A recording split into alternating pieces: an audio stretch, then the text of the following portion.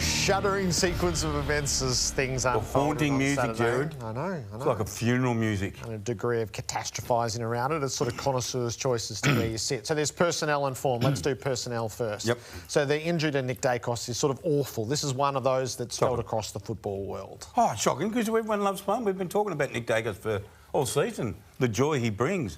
The joy. He's a masterful player for a man of his age, and he had an opportunity to be a, 19, 20-year-old to win the Brownlow medal.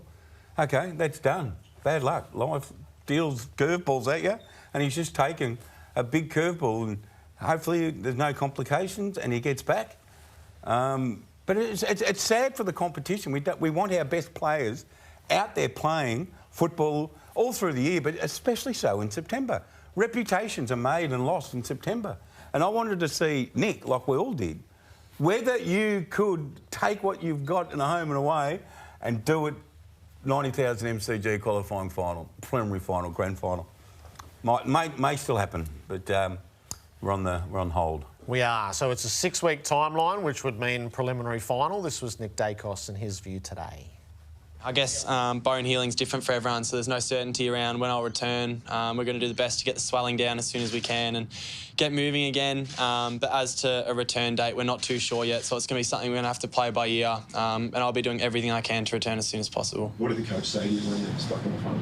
Yeah, he was really optimistic and positive, as he always is, which we really appreciate. It's what we love about him.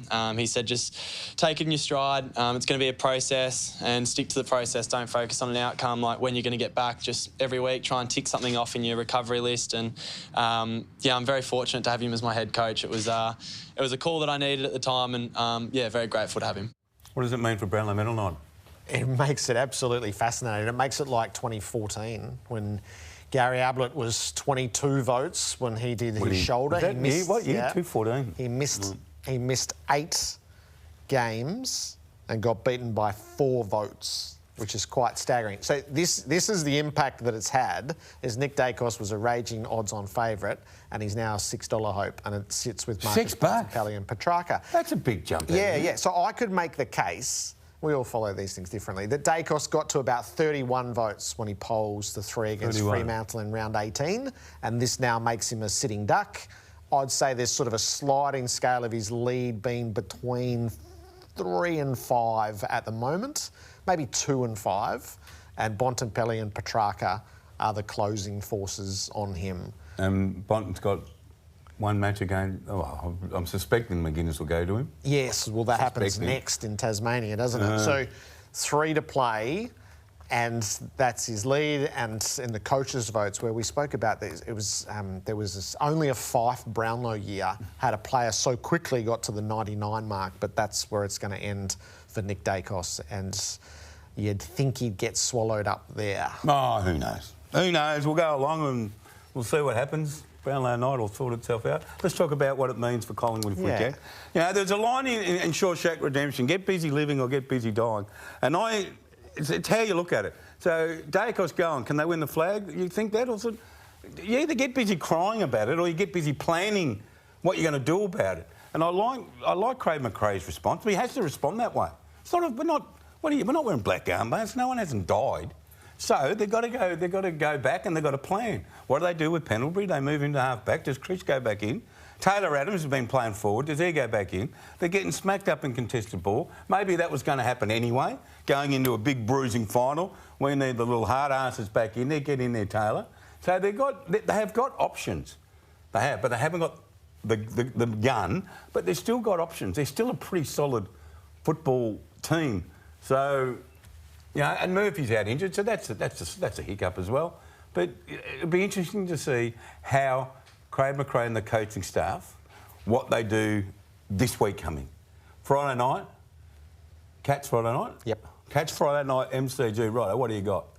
So they knock over Geelong on the weekend, everyone go, oh, geez, they're pretty, not bad. If they don't... And then Brisbane the next Friday night. Brisbane, they knock them back. If they don't, there'll be more questions. But Craig McRae has got to say...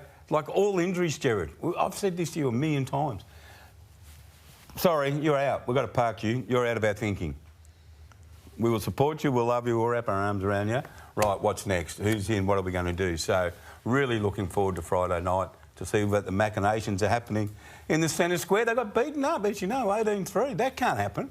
So it's not working. It didn't work when they had Nick. So they've got to throw in a mix. So, they've got something to play with. So there's a few truisms, I reckon, that they're living at the moment. It's hard to be the dominant team the whole way through the season. Other teams study obsessively what the benchmark is, and they have been drawing opponents' absolute best every week from the earliest rounds of the season because they declared themselves so early. So strategically, you start to get picked apart, then you see trends that are working against them. They're adopted by other teams. But I thought what we saw on Saturday, and you've alluded to this in the piece that you wrote, this was Hawthorn's big stage. This was their big moment.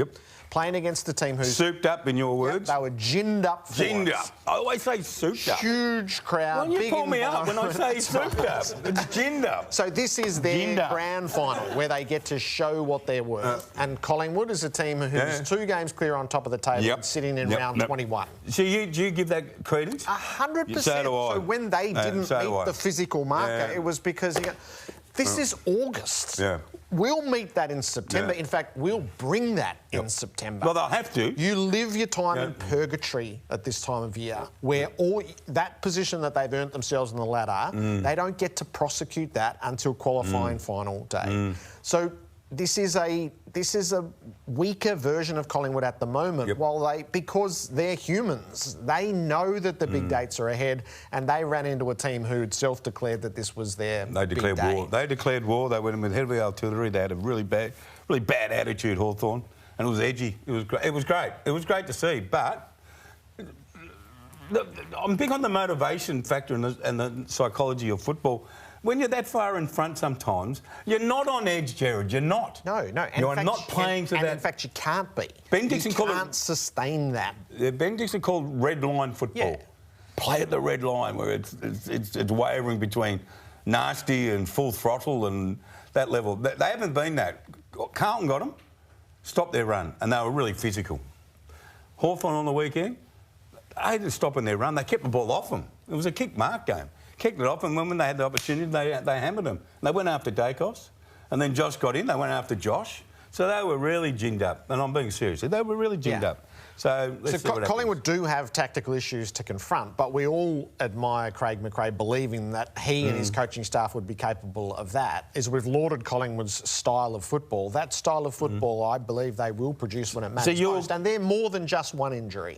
Yeah, so your glass half full? Your glass half full? Absolutely. This is a setback. But they sit on top of the ladder with 2 games to spare, and we'll see their true worth on qualifying final night. They've got a bit to work through to make sure they're in prime order by then. See how they go on Friday night against the Cats, mate. 85, 90,000, 85.